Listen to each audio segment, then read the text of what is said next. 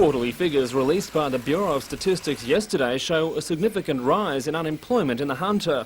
Well, certainly the unemployment rate for the March quarter shows a significant increase over December. In December it was 9.8% and in March it was 12.7% unemployment. But the news isn't all bad, according to CES manager Mark Raper. He says the quarterly jump is influenced by seasonal factors such as school leavers joining those looking for work, but CES figures also show an increase in job-seeking activity, which means that people are hopeful of finding work, and he says they have every reason to be optimistic. We've noticed 30-odd% increase in the manufacturing area, 36% increase in construction vacancies, and 106% increase in finance and business services. So I think they're three fairly key industries.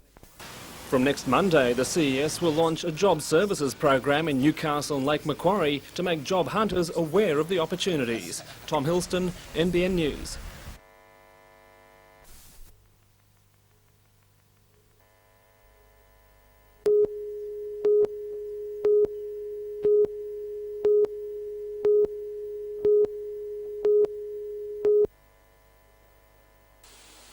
The Saratoga Volunteer Fire Brigade was answering another fire call when they received a report of a house well alight on Henderson Road at about 10:30 this morning. The address was the home of local fire brigade captain Ron Kennedy. Incredibly, his own house was burning down while he'd been answering a call 15 minutes away to some burnt toast. The fire broke out in the lounge room of the house and quickly engulfed the front of the building. The rest of the home and contents suffered extensive smoke and heat damage. It's believed the fire started in ornamental pine cones on a combustion heater. The local fire station says Mr Kennedy, a captain for more than 5 years, has found emergency accommodation for his family. The house was fully insured. Tom Hilston, NBN News.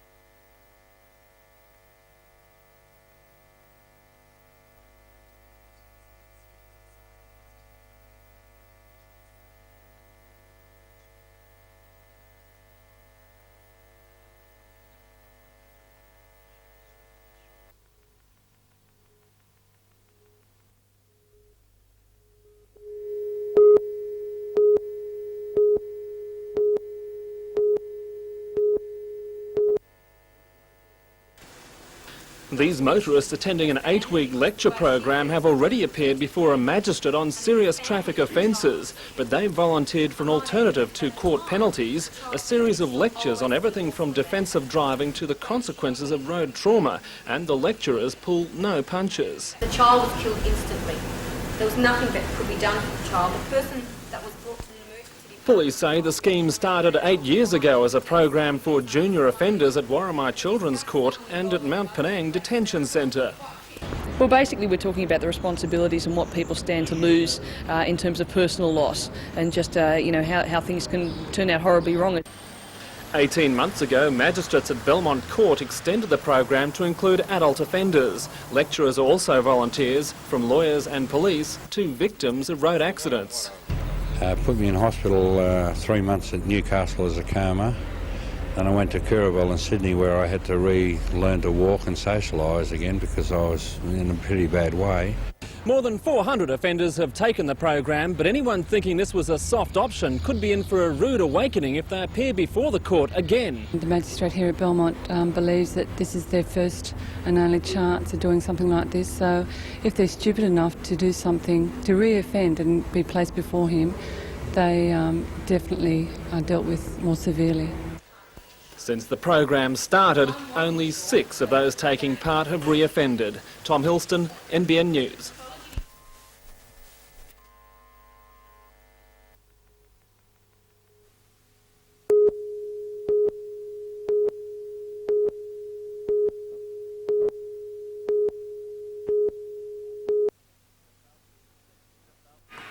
The Falcons are stretching out for a big one after beating the 36ers by just 2 points in a pre-season game earlier this year. But predictions are it could go to the wire again with the teams evenly matched. As far as style of plays, we're very similar teams, probably more so than any other team in the league. Big centre Kuiper against Bradkey, power forward Dozier against Mark Davis, Everett Stevens on Butch Hayes. All the national basketball teams are coming off an Easter bye, so match fitness could be a factor. And there'll be double trouble for the Falcons as they face another bye next week, leaving the players with only one match in 3 rounds. Coach Wiseman says the players will be okay. Well, they're hungry to get a win. They're hungry to play another game. It's been 2 weeks since the last one, and it'll be 2 weeks to the next one. So they're chomping at the bit.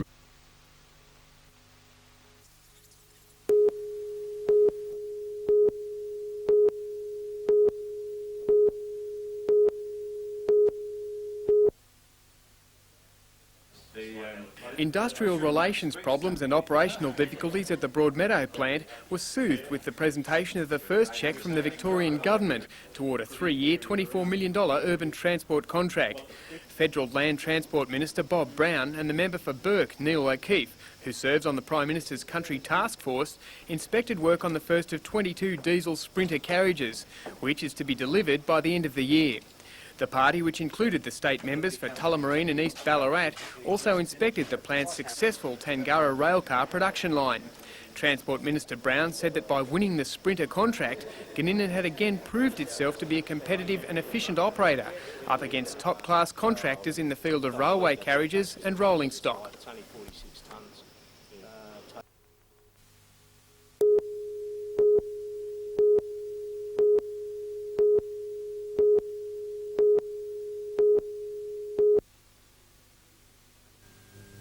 And a very good afternoon. Welcome along to Hospital Radio. I'm Brian Blacklock. Welcome to our friends at the various hospitals, Newcastle and area. We have good music all afternoon. It's tagged Easy Listening Radio. Its purpose, to become a companion for patients, helping to alleviate the boredom of being laid up in bed.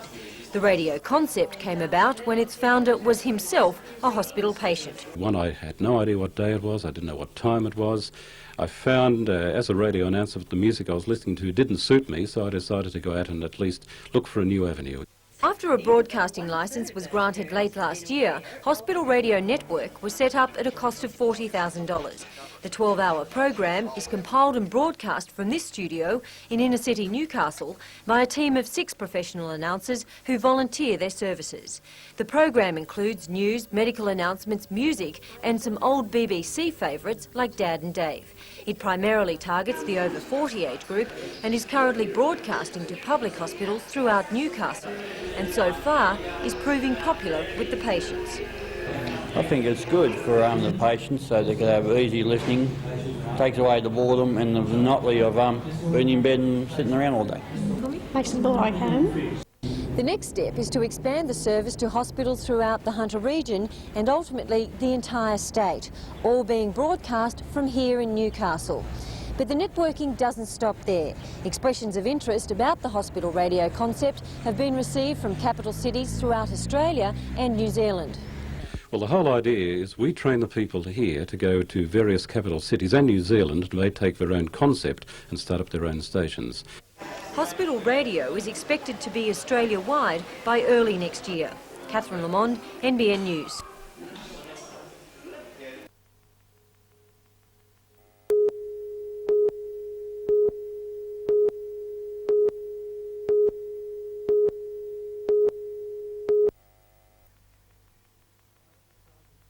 I decided to come today just to see the old diggers. I know, of course, you don't know anybody, but it's nice to feel that you're with them again. Through the dying night they marched with the memory of almost a century of wars, from the gullies of Gallipoli to the Vietnam jungle.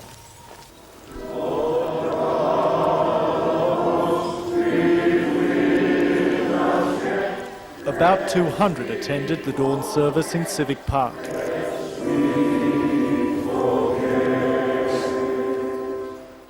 With the sun came the crowds, thousands lining the streets to watch, to applaud to remember.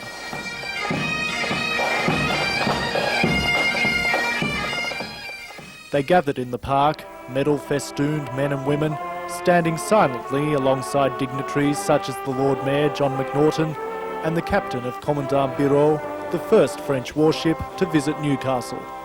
Many Australian men gave their lives for the freedom of my country. It's almost 80 years since the diggers stormed the Turkish shores, but time cannot make hollow the horrors these people have experienced. There's no glory in war at all. It's a terrible thing. We hope nobody else has to go through it again. We buried 222 dead in the fortnight that we did the landing. For Vietnam vets like Kevin Gohagen, today held special significance. No longer are they shunned, but embraced as heroes in the Anzac tradition. It's been the government that's sort of kept us in the dark and haven't given us a welcome home parade. And ever since that, the people themselves, their attitudes have been excellent. Every time we appear, we get applauded, which makes you proud to be Australian.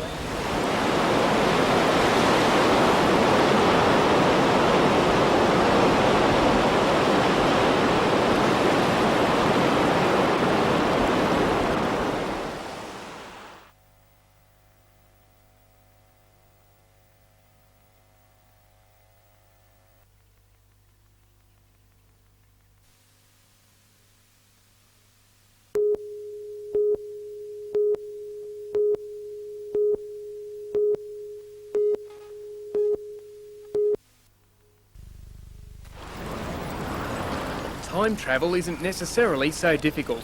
All you need is a pair of good walking shoes and a desire to let the past transcend the present. It also helps to have a guide such as local historian Dr. John Turner. He helped roll back 150 years of urban and industrial development to a time when longboats pulled ashore and convicts toiled in a lumber yard, the relics of which lie beneath now derelict East End buildings. What an incredible possibility that something as derelict and as desert-like, desolate I suppose is the word, as this site could have been recommended by the federal government for World Heritage listing. Such sites hold the last remaining traces of Australia's earliest industrial development. We've got to show our kids now for the future and see what's available and what's there to be held in the town.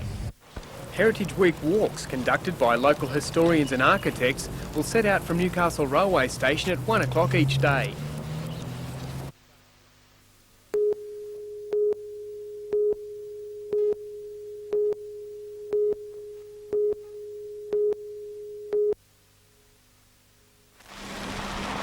The ride home from a party stopped on an isolated stretch of Stockrington Road near Minmi at about 1:30 this morning.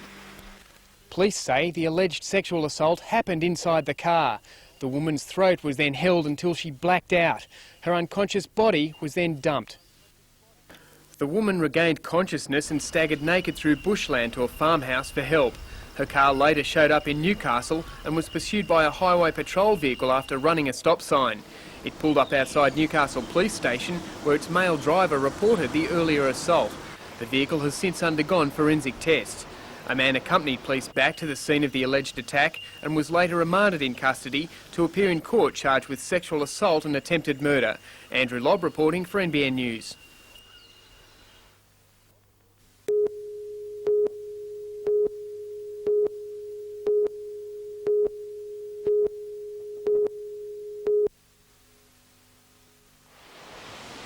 Today's arrivals, the United States Navy frigate Olette and the HMAS Hobart. They're in port on an overnight replenishment and refuelling stop before setting out for a deadly serious round of war games off the coast. The frigates play escort to the giant US aircraft carrier Independence, which will unleash mock air attacks on RAF base Williamtown later this month. The Olette is based in Hawaii and along with a fleet of warships including the Commandant Bureau also visiting Newcastle will participate in a sail past on Sydney Harbour on the 1st of May to commemorate the 50th anniversary of the Battle of the Coral Sea, where Allied naval and air power halted the Japanese push into the Pacific. There are almost 600 sailors in Newcastle for the duration of the visit.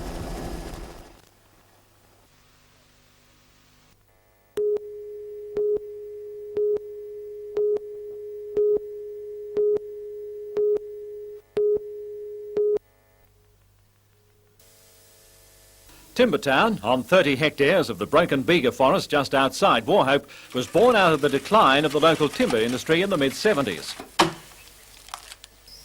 It's publicly owned by the ratepayers of the Hastings Municipal Council, who saw tourism as being a replacement money spinner. 2 million visitors since then, a testimony to the wisdom of that decision.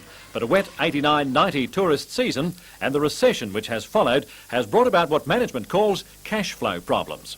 We have no more of a problem than anybody else in this current economic climate. We're predicting some cash flow problems for the rest of this year or through till about October, but we see ourselves getting through those all right, and at the moment we're working on a 5-year plan for Timbertown.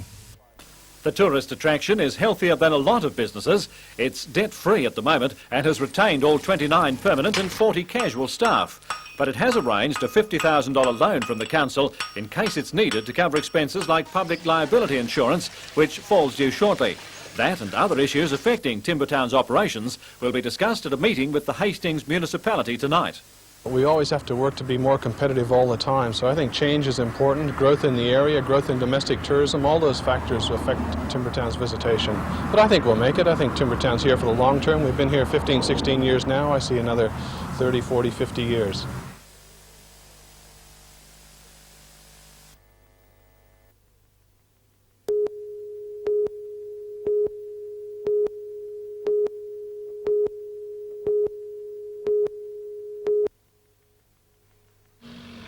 These people are about to begin work in far outback New South Wales, where a four-wheel drive is a necessity. Coming from the city, they'll experience terrain they haven't been subject to before and need driving techniques not necessary in Sydney's peak hour. These vehicles handle differently to other vehicles. You're in a specialist sort of environment, and the vehicles are designed to be operated differently in these sort of conditions. To help them learn how to use these machines, the New South Wales Traffic Education Centre in Armidale is giving them a hands-on lesson in four-wheel driving techniques. Based at Armidale City Council's gravel pit, students are learning to master steep hills and vehicle recovery techniques. By all accounts, the course has been a success. Absolutely brilliant. It's, I would hate to think what would happen if we didn't go out there with this experience under our belt.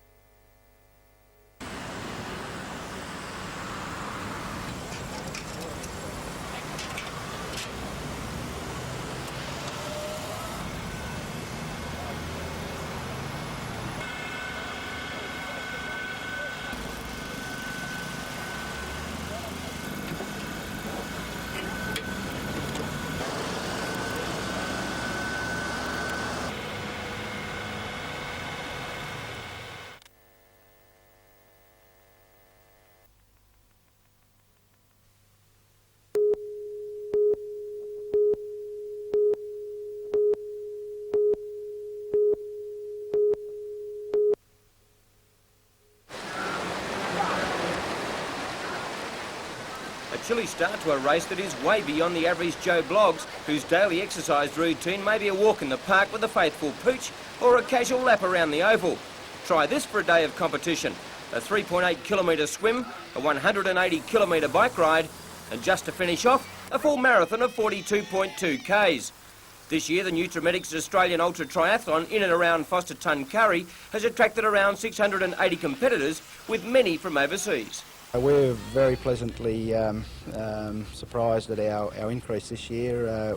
We're looking at about 96 to 98 overseas competitors, big interest from Europe, and of course the American contingent with Terry Schneider-Egger, the leading female from America, is here as well.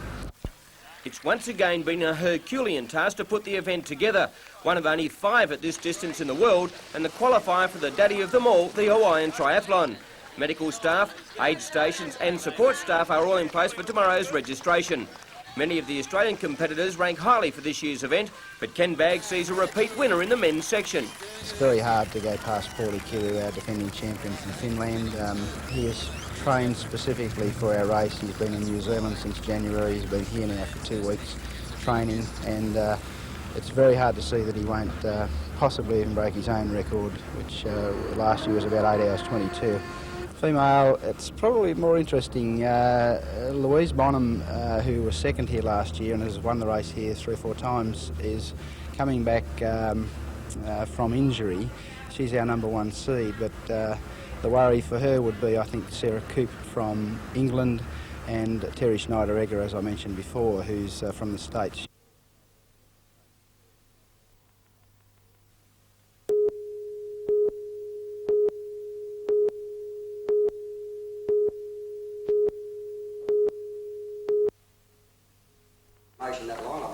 Council is remaining tight-lipped about the future of the 3 men, relieved of their duties in February.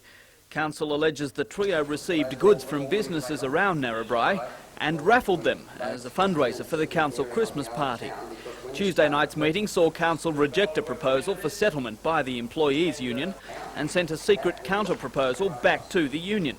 Since the men were sacked on the 18th, they've been surviving off their leave entitlements. Their future remains uncertain. Will they have problems getting jobs elsewhere? I don't think that's my consideration. I can't make a statement on that. If the counter-proposal is accepted by the union, the men's cases will not come before the arbitration court. If it fails, the controversy will continue.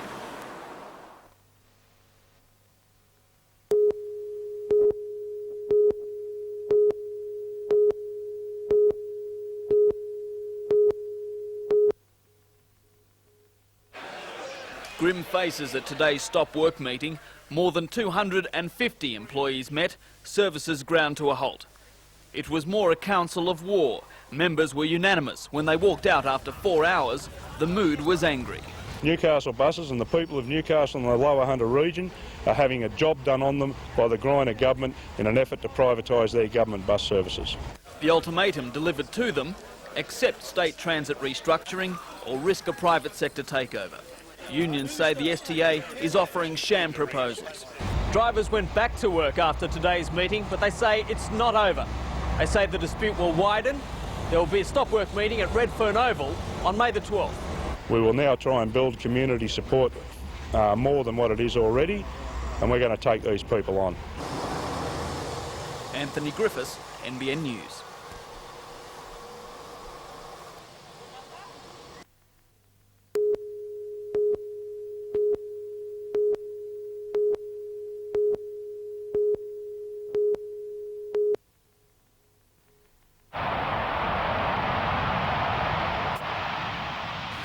RAAF fighters took off this morning, their mission to attack the USS Independence about 400 kilometres northeast of the base and steaming south. The Independence was ready for the attack, fighters scrambling to the defence of the carrier.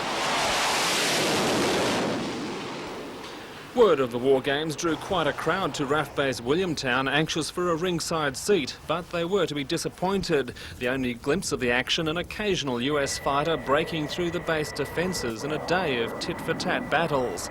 The high-tech world of modern air combat is more often carried out deep in bunkers on dozens of radar screens. We supply the big picture, the overall picture, the God's eye view of the battle. Whereas the F-18 pilot only has a limited vision out on his radar out into the front of him. The Independence aircraft are these ones here, here and here, all heading back. Running dogfights continued throughout the day. The Australians were claiming an early success against the Independence. The carrier's attempts to attack the base were apparently beaten off with the loss of just a few aircraft. But both sides admit that it's not easy to keep track of who's hit who. Only a detailed debriefing will decide the real score. The pilots insist the war games are a convincing test of skill. Oh, it's very serious. We obviously play the game very seriously, and we're out there to do our very, very best. It's very good training for us. The Independence will continue its journey south towards Sydney, where it's expected to berth this evening. Tom Hilston, NBN News.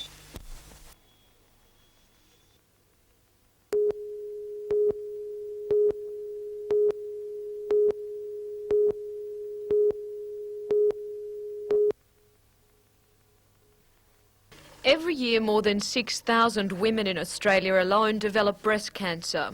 Previously, doctors could treat it but not prevent it. Now, though, they may have the answer in a drug known as tamoxifen. 31,000 women around the world will trial the drug during the next 5 years. While the tests have begun today in the United States, in Newcastle they've been underway for over a week. Heading the trial in Australia and New Zealand is Professor John Forbes. Tamoxifen blocks the effect of the female hormone estrogen, which stimulates the growth of breast cancer. Tests have shown it also reduces the risk of heart attack and the onset of osteoporosis. But like most new drugs, it has side effects. The concern that has been debated for about 5 years, it's not new, is that tamoxifen is known to cause liver cancer in rats. But to put that in perspective, the incidence of liver cancer in women taking tamoxifen appears to be somewhat less than you would expect for normal women not taking tamoxifen. Professor Forbes, though, believes the side effects are minimal when you consider the benefits. 3,000 women, all with a high risk of developing breast cancer, will take part in the program in Australia and New Zealand. According to Professor Forbes, it's one of the most important trials ever undertaken. It's something we've been working towards for about 5 or 6 years, and it's the beginning, if you like, the end of the beginning. Now we have to do the work, educate our community, conduct the trial to the highest possible standards and get it right.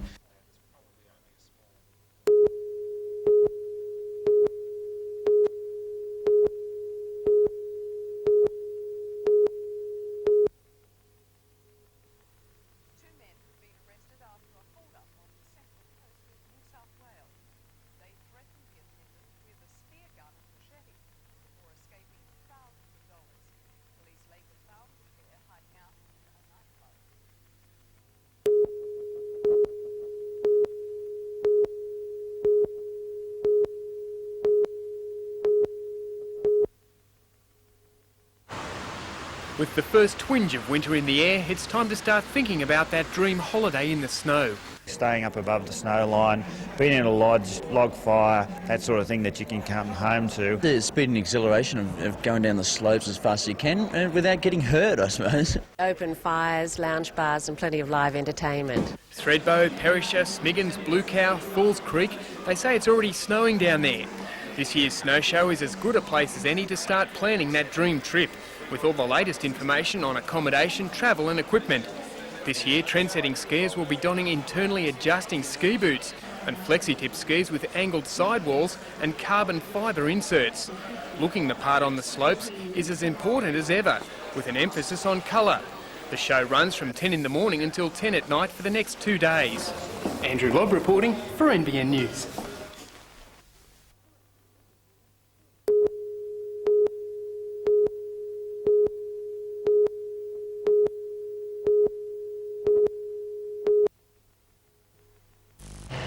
The Prime Wheat Association, which has 8,000 grower members across the state, will pay between $90 and $110 million for GrainCorp, depending on future seasons. The association has 20 years to pay for the grain handling and storage organisation. Settlement for the deal is in September. General Manager Tom Keane says the sale of the government body to growers is a sign of confidence in the wheat industry and will provide a further boost to the rural economy. Means for the first time the industry, grains industry in this state, is able to take control and ownership of some of its assets. It allows them to control their future to some extent, and this significant change in ownership means the beneficiaries in the future will be the growers themselves. And as you know, we've been through some difficult times, and this will only assist them. While the headquarters of GrainCorp is in Sydney, divisional offices in Tamworth and Wagga Wagga play an important role. It's likely this role will increase following the sale. Ultimately, it's likely GrainCorp will move to the country. There's a large amount of the corporate responsibilities that are presently in Sydney that could go back to country. It's a country-based industry and will probably in the future be country-run.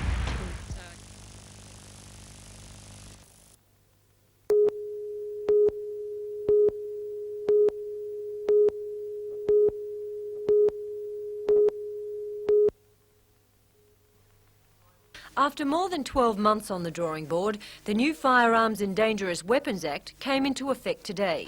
Police stations throughout Newcastle reported an influx of people wanting new licences or updating old ones. Toronto had more than a dozen people between 8 and 10 this morning. It's still mandatory for anyone possessing a gun to have a current licence. What's changed is the type of licence needed to carry various guns. Military-style weapons like the one used in the Strathfield massacre are now illegal and require what's called a Commissioner's Prohibited Firearms permit to keep one on the premises. What was the all-encompassing shooter's licence has now been divided into Class 1 and Class 2 categories. If you had a shooter's licence, you could go into a shop and buy a semi-automatic rifle over the counter, and you didn't have to have a reason except for hunting, as it was a good enough reason to get a semi-automatic rifle. Semi-automatics are now a Class 2. The idea to take them out of the reach of the general public. Just limit it to people who actually need them rifles, such as landowners, people, professional shooters and that. Also new, the gun licences. They'll now bear a personal photo similar to a driver's permit. From July they'll be issued by the Roads and Traffic Authority. Catherine Lamond, NBN News.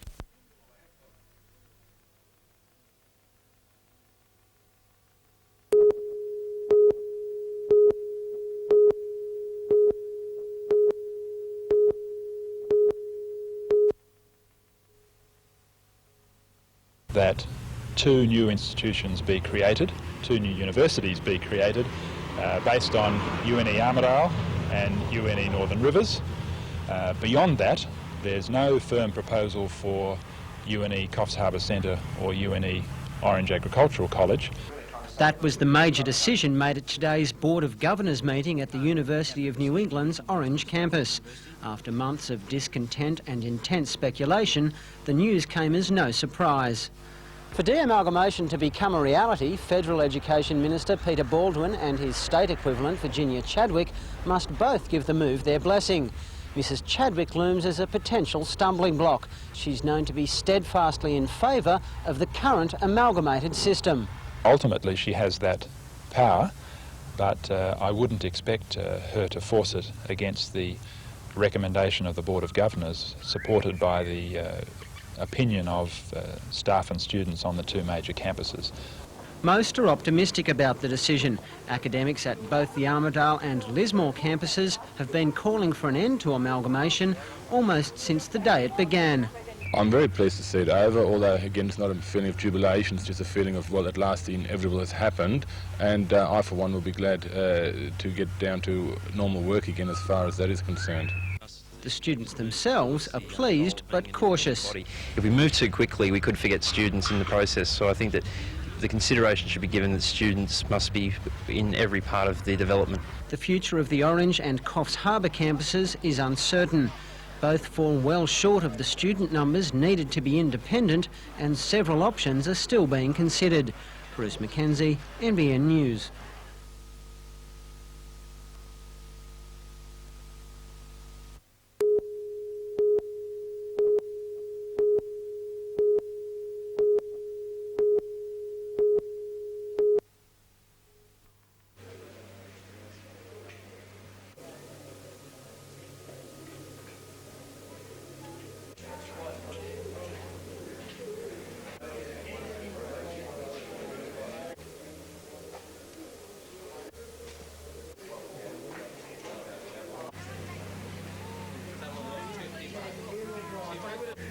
My wife, the show secretary.